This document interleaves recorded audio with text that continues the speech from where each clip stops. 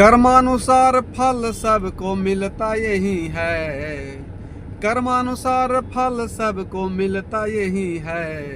भगवान के घर देर है, अंधेर नहीं है, अंधेर नहीं है। पापों की बेल कभी फूलती और फलती नहीं है। पापों की बेल कभी फूलती और फलती नहीं है। भगवान के घर देर है, अंधेर नहीं है, अंधेर नहीं है। कर्मानुसार फल सबको मिलता यही है। भगवान के घर देर है, अंधेर नहीं है, अंधेर नहीं है। इसी ये तो सदगुरु कबीर साहब कहते हैं कि कर्म के अनुसार आपको फल मिलेगा, आपको कोई रोकने वाला नहीं है।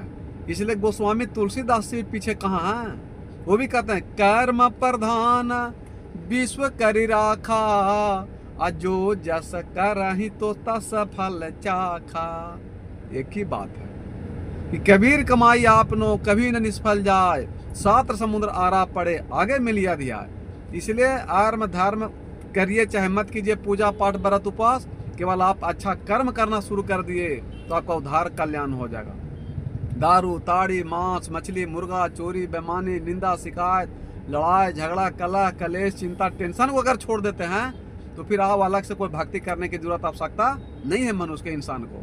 इसलिए जो पाप ही नहीं करेगा उसको पुण्य करने की आवश्यकता क्या है। जिसको जख्म ही नहीं है उसको मलहम की जरूरत नहीं है।